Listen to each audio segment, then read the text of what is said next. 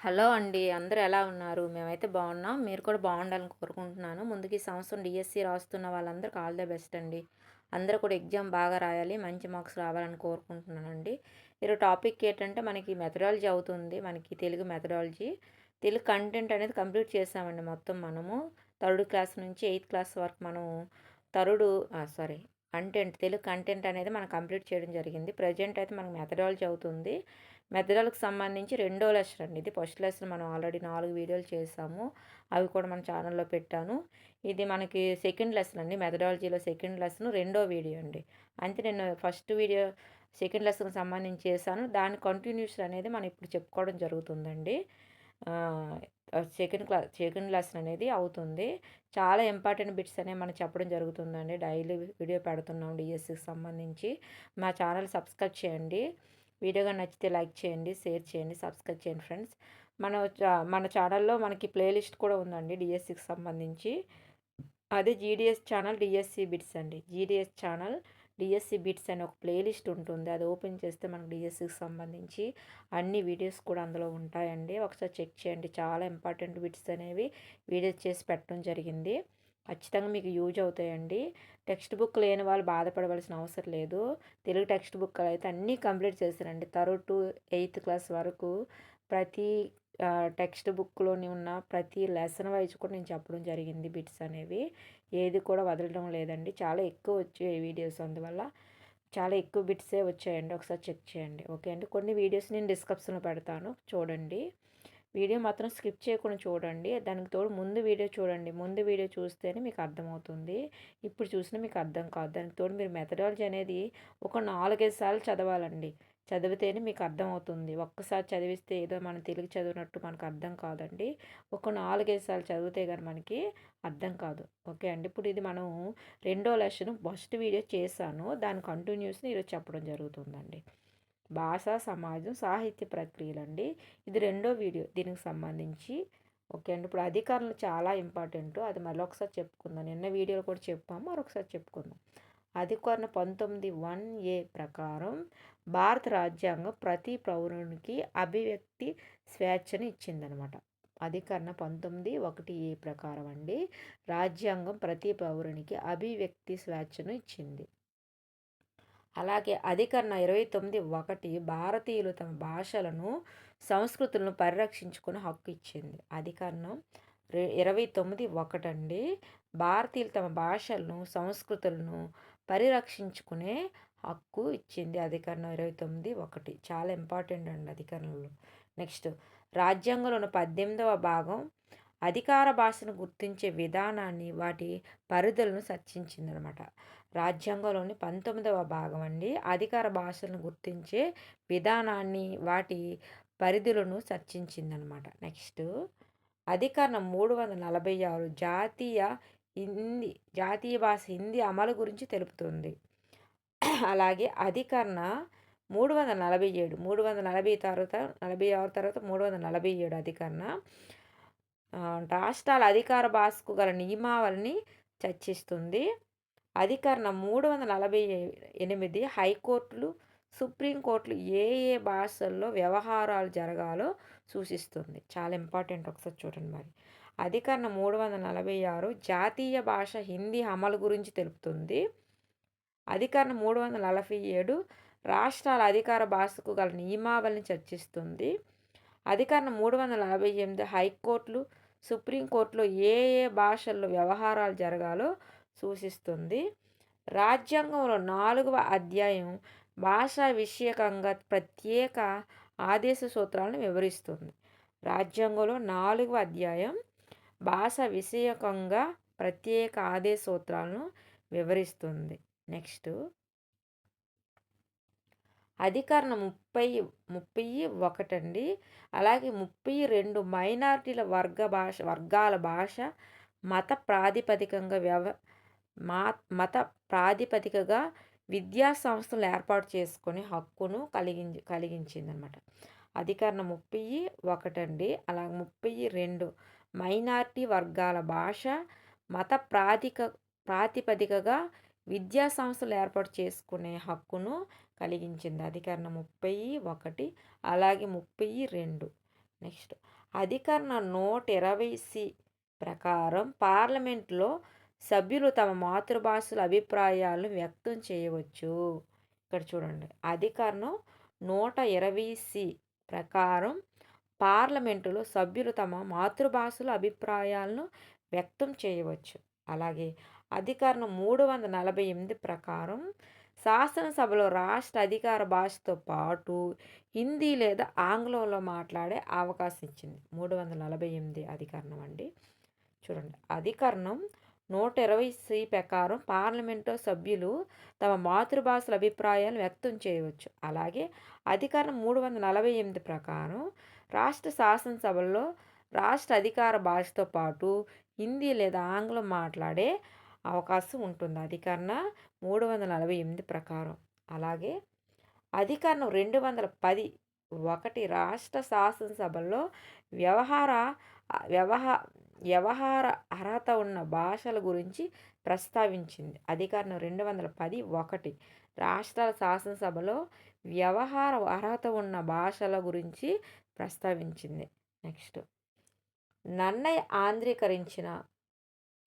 నన్నయ్య ఆంధ్రీకరించిన మహాభారతంలో సంస్కృత భాష ప్రాధాన్యం ఎక్కువగా కనిపిస్తుందన్నమాట.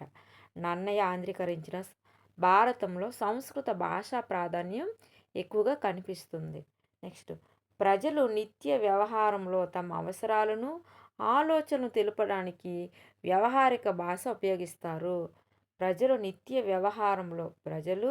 నిత్య వ్యవహారంలో తమ అవసరాలను ఆలోచనలు తెలపడానికి వ్యవహారిక భాష ఉపయోగిస్తారు. ఆనాటి పండితులు వ్యవహారిక భాషను గ్రామ్య భాషగా అభివర్ణించారనమాట.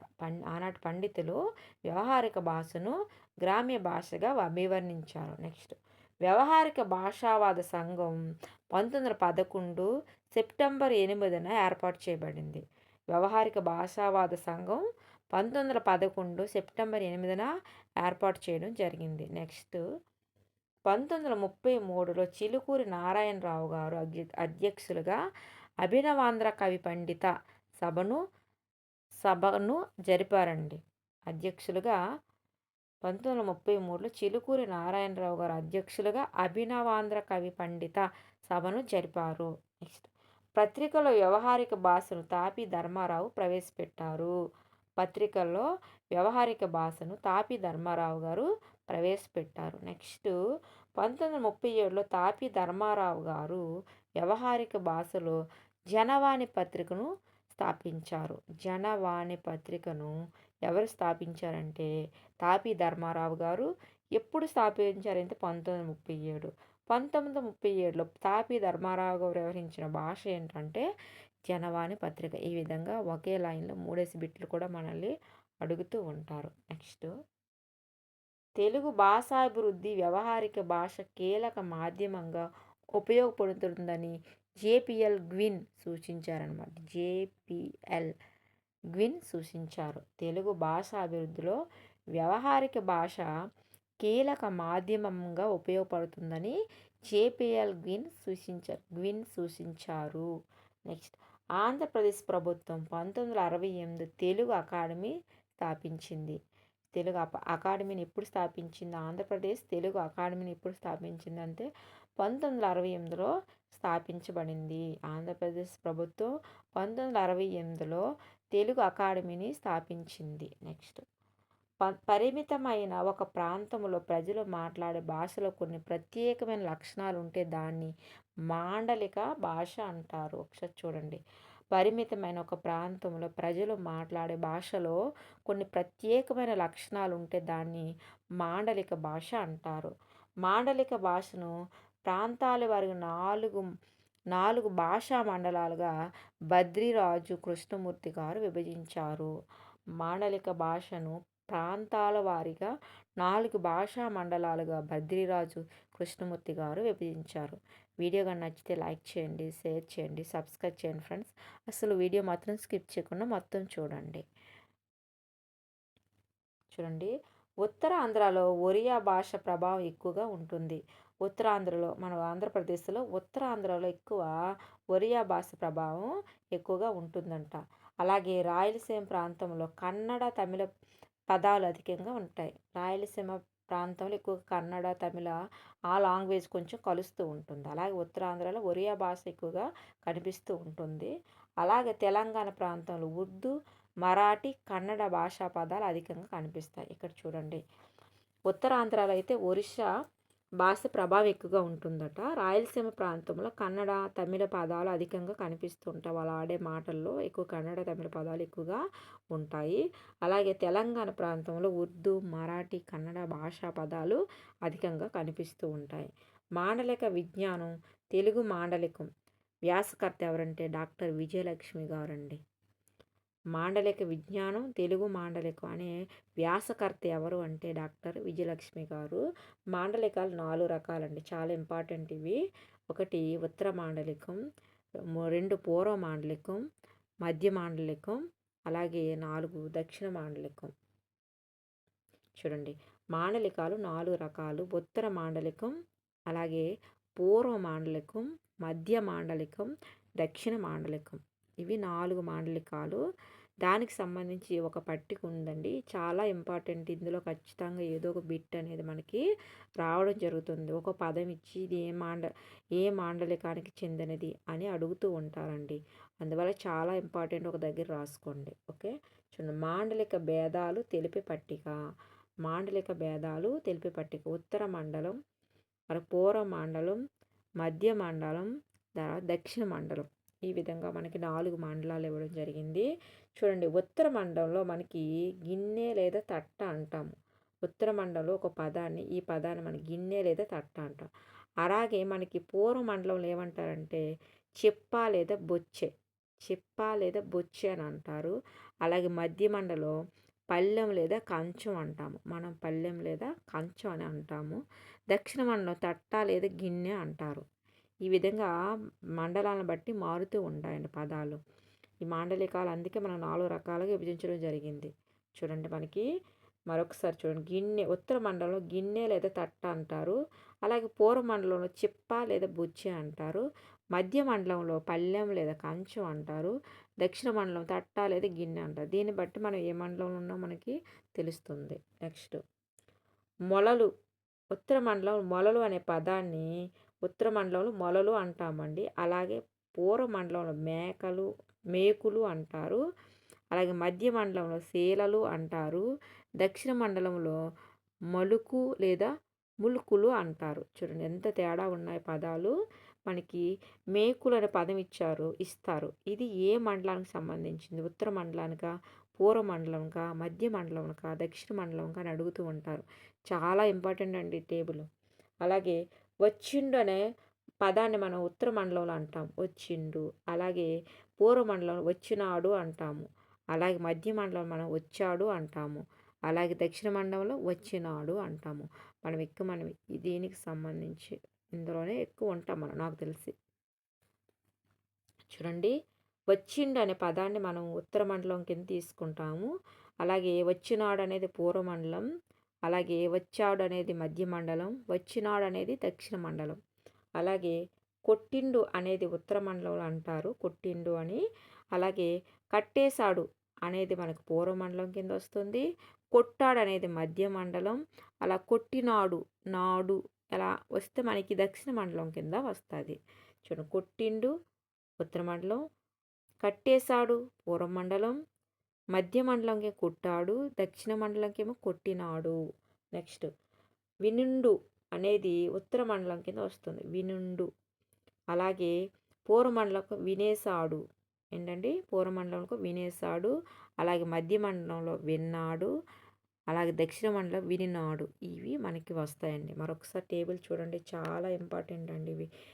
ఖచ్చితంగా బిట్స్ అనేవి మాండలికాలకు సంబంధించి బిట్స్ అనేవి మనకి అడుగుతూ ఉంటాడు. ఒకసారి చూడండి, మరొకసారి చదివేద్దాం. ఉత్తర మండలం గిన్నె తట్ట అనే పదం అంటాము. అలాగే పూర్వ మండలం చెప్ప బొచ్చి అంటాము అదే పదాన్ని మధ్య మండలంలో పళ్ళెం కంచం అంటాము. అదే పదాన్ని దక్షిణ మండలంలో తట్ట గిన్నె అంటాము. అలాగే మొలలు అనే పదాన్ని మనం ఉత్తర మండలంలో అంటే అదే పదాన్ని మనం పూర్వ మండలంలో మేకులు అంటాము. అలాగే మధ్య మండలం శీలలు అంటాము. అలాగే దక్షిణ మండలం మలుకు లేదా ములుకులు అంటాము. అలాగే వచ్చిండు అనే ఉత్తర మండలంలో అంటే అదే పదాన్ని మనకి పూర్వమండలం వచ్చినాడు అంటాము, మధ్య మండలం వచ్చాడు అంటాము, అలాగే దక్షిణ మండలంలో వచ్చినాడు అని అంటాము. అలా కొట్టిండు అనే పదాన్ని ఉత్తర మండలం మనం వాడామనుకోండి, అదే పదాన్ని మన పూర్వమండలంలో కట్టేశాడు అంటాము, కొట్టాడు అంటాము, దక్షిణ మండలంలో కొట్టినాడు అంటాము. అలాగే వినుండు అనే పదాన్ని ఉత్తర మండలంలో వాడితే మనం అదే పదాన్ని పూర్వమండలంలో వినేశాడు అంటాము, మధ్య మండలంలో విన్నాడు అంటాము, దక్షిణ మండలంలో వినినాడని అంటాము. నెక్స్ట్ చూడండి, పూర్వ మండలంలో ఏటేటి వస్తాయి చూడండి. పూర్వ మండలంలో కళింగ దేశం, శ్రీకాకుళం, విశాఖపట్నం ఇవి పూర్వ మండలానికి వస్తాయి. అలాగే దక్షిణ మండలంలో మనకి రాయలసీమ, నెల్లూరు, ప్రకాశం జిల్లాలు వస్తాయి. అలాగే ఉత్తర మండలంలో తెలంగాణ, మహబూబ్నగర్ జిల్లాలు వస్తాయి. మధ్య మండలంలో ఉభయ గోదావరి జిల్లాలు వస్తాయి. ఇటు చూడండి, ఇది కూడా ఇంపార్టెంట్. పూర్వ మండలానికి సంబంధించి జిల్లాలు ఏదో అడుగుతుంటారు, దక్షిణ మండలానికి సంబంధించిన జిల్లాలు ఏదో అడుగుతుంటారు. చూడండి మరొకసారి, పూర్వ మండలానికి సంబంధించి కళింగ దేశం, శ్రీకాకుళం, విశాఖపట్నం. దక్షిణ మండలంకి సంబంధించి రాయలసీమ, నెల్లూరు, ప్రకాశం జిల్లాలు. ఉత్తర మండలంకి సంబంధించి తెలంగాణ, మహబూబ్నగర్ జిల్లాలు. మధ్య మండలంకి సంబంధించి ఉభయ గోదావరి జిల్లాలు వస్తాయండి. అలాగే భాష మీద భౌగోళిక పరిసరాలు, సంఘముల కుటుంబ నిర్మాణం, ఆచార వ్యవహారాలు, కట్టుబాట్లు, మూఢనమ్మకాలు మొదలైన వాటి ప్రభావం ఉంటుందని పిఎస్ సుబ్రహ్మణ్యం అన్నారనమాట. భాష మీద భౌగోళిక పరిసరాలు, సంఘంలో కుటుంబ నిర్మాణం, ఆచార వ్యవహారాలు, కట్టుబాట్లు, మూఢనమ్మకాలు మొదలైన వాటి ప్రభావం ఉంటుందని పిఎస్ సుబ్రహ్మణ్యం గారు అనడం జరిగింది. నెక్స్ట్, భాషా వ్యవహారాల్లో వ్యక్తికి భేదం, వయస్సు, జాతి, కులం, వృత్తి, స్త్రీ పురుష భేదం మొదలైనవి వాటిపై ఆధారపడి ఉంటుంది. ఇలాంటివి కుల మండలికాల కిందకి వస్తాయని పిఎస్ సుబ్రహ్మణ్యం అన్నారనమాట. భాషా వ్యవహారాలు వ్యక్తికి భేదం, వయస్సు, జాతి, కులం, వృత్తి, స్త్రీ పురుష భేదం మొదలైనవి వాటిపై ఆధారపడి ఇలాంటివి కుల మాండలికాల కిందకి వస్తాయని పిఎస్ సుబ్రహ్మణ్యం అన్నారు. నెక్స్ట్, ఏ విషయంలోనైనా అందరికీ ఆమోదయోగ్యమైన అనుసరణీయమైన భాషను ప్రామాణిక భాష అంటారు. ఏ విషయంలోనైనా అందరికీ ఆమోదయోగ్యమై అనుసరణీయమైన భాషను ప్రామాణిక భాష అని అంటాము. ప్రజలు అత్యధికంగా ఏ భాషనైతే మాట్లాడుతారో ఆ భాషను అధికార భాషగా పిలుస్తారనమాట. ప్రజలు ఏ భాషనైతే అత్యధికంగా మాట్లాడుతారో దాన్ని అధికార భాషగా పిలుస్తారనమాట. ప్రాచీన భారతంలో సంస్కృత భాష రాజభాష. ప్రాచీన భారతంలో సంస్కృతం రాజభాష అండి. తెలుగు సాహిత్యంలో మహాభారతం ఆది కావ్యం. తెలుగు సాహిత్యంలో మహాభారతం ఆది కావ్యం అవుతుందండి. నెక్స్ట్, భాషింతు నన్నయ్య భట్టు మార్గంబున ఉభయ వైప్రుడి నొక్కొక మాటు అని శ్రీనాథుని ఉద్దేశించి వేమారెడ్డి అన్నారు. నెక్స్ట్,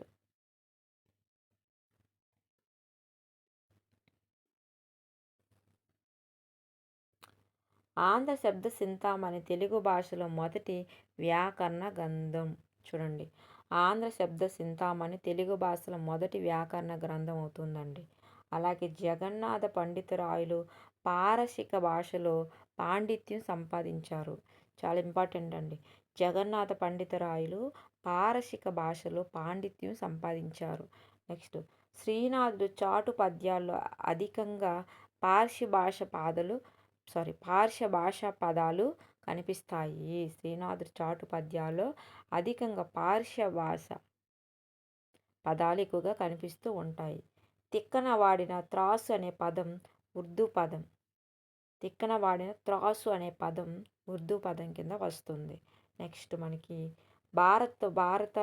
భారతంలో శాంతి పర్వంలో త్రాసు అనే పదం వాడబడింది అనమాట. భారతంలో శాంతి పర్వంలో త్రాసు అనే పదం వాడబడింది. అది ఉర్దూ పదం అని తిక్కన వాడిన త్రాసు అనే పదం ఉర్దూ పదం కింద వస్తుందన్నమాట. అది తర్వాత బిందా అనే ఉర్దూ పదానికి అర్థం సేవకుడు. బిందా అనే పదానికి ఉర్దూ పదానికి అర్థం ఏంటంటే సేవకుడు. నెక్స్ట్ తెలుగు భాష ఇటాలియన్ ఆఫ్ ద ఈస్ట్గా ప్రశంసలు పొందింది. తెలుగు భాష ఇటాలియన్ ఆఫ్ ఈస్ట్గా ప్రశంసలు పొందింది. నెక్స్ట్ సాహితీ ప్రక్రియలండి. మాతృభావన పాఠం చారిత్రక కావ్య ప్రక్రియకు చెందింది. చరిత్ర ఆధారంగా రచించిన కావ్యం చారిత్రక కావ్యం అవుతుంది. వెన్నెల చూడండి, వెన్నెల పాఠం కావ్య ప్రక్రియకు చెందింది. కావ్యం వర్ణన ప్రధానంగా సాగుతుంది. అలాగే పీఠిక ఒక గ్రంథాన్ని, ఆ గ్రంథ నేపథ్యాన్ని, లక్ష్యాలను పరిచయం చేస్తూ ఆ గ్రంథ రచయిత కానీ వేరే రచయిత విమర్శకుడు కానీ రాసే పరిశీలనాత్మక పరిచయ వాక్యాలను పీఠిక అని అంటారు. వెన్నెల అంటే ఏంటి? ఈ విధంగా మనకి అడుగుతుంటారు. పీఠికకు ముందు మాట, ప్రస్తావన, తొలి పలుకు, మున్నుడి, ఆముఖం మొదలైన పేర్లు ఎన్నో ఉన్నాయి. ఇవన్నీ కూడా పీఠికకు సంబంధించిన పేర్లండి. ముందు మాట, ప్రస్తావన, తొలి పలుకు, మున్నుడి, ఆముఖం మొదలైనవన్నీ కూడా పీఠికకు సంబంధించిన పదాలు. తర్వాత ప్రబంధం పురాణ ఇతిహాసాల నుండి చిన్న కథను తీసుకొని వర్ణనలు కలిపి పెంచి స్వతంత్ర కావ్యంగా రాస్తే దాన్ని ప్రబంధం అంటాము. వీటిని అష్టాదశ వర్ణాలు ఉంటాయి. ఇందులో ఏంటంటే అష్టాదశ వర్ణాలు అంటే 18 రకాల వర్ణాలు ఉంటాయి. పురాణ ఇతిహాసాల నుండి చిన్న కథను తీసుకొని వర్ణనలు కలిపి పెంచి స్వతంత్ర కావ్యంగా రచిస్తే దాన్ని ప్రబంధం అంటారు. వీటిలో అష్టాదశ వర్ణాలు ఉంటాయన్నమాట. అలాగే మనకు చూడండి, వర్ణాన ప్రధానమైన కావ్యాలు ప్రబంధాలు. శ్రీకృష్ణదేవరాయల కాలాన్ని 16వ శతాబ్దం తెలుగు సాహిత్య చరిత్రలో ప్రబంధ యుగం అని అంటామన్నమాట. శ్రీకృష్ణదేవరాయలు కాలం 16వ శతాబ్దాన్ని మనము ప్రబంధ యుగం అని కూడా అంటామండి. అలాగే వచన కవిత అంటే ఏంటి? వచన కవిత అనేది ఒక సాహిత్య ప్రక్రియ. పద్య గేయాల్లో ఉండే ఛందస్సులో సంబంధం లేకుండా వ్యవహారిక భాషలో రాసే కవితను వచన కవిత అని అంటాము. వచన కవిత అనేది ఒక సాహిత్య ప్రక్రియ. పద్య గేయాల్లో ఉండే ఛందస్సులో సంబంధం లేకుండా వ్యవహారిక భాషలో రాసే కవితను వచన కవిత అంటాము. చిన్న చిన్న పదాలు, వాక్యాలతో ధ్వని గర్భితంగా ఉండే కవితను వచన కవితను కూడా మనం అంటాము. ఇదండి ఈరోజు వీడియోకి సంబంధించి బిట్స్ అండి. రేపు మనం దీని కంటిన్యూషన్ అనేది చెప్పుకుంటాము. దీని ముందు వీడియోస్ చూసాక ఇది చూడండి, మీకు అర్థమవుతుంది. రేపు కూడా మనం మెథడాలజీకి సంబంధించి సెకండ్ లెసన్కి సంబంధించి వీడియోస్ మాత్రం చెప్పుకుంటున్నామండి. వీడియోగా నచ్చితే లైక్ చేయండి, షేర్ చేయండి, సబ్స్క్రైబ్ చేయండి ఫ్రెండ్స్. చాలా ఇంపార్టెంట్ బిట్స్. ఓకే అండి, మరొక వీడియోతో మళ్ళీ కలుసుకుందామండి. ఓకే, బాయ్ అండి. అందరూ కూడా బాగా చదువుకోండి. Take care.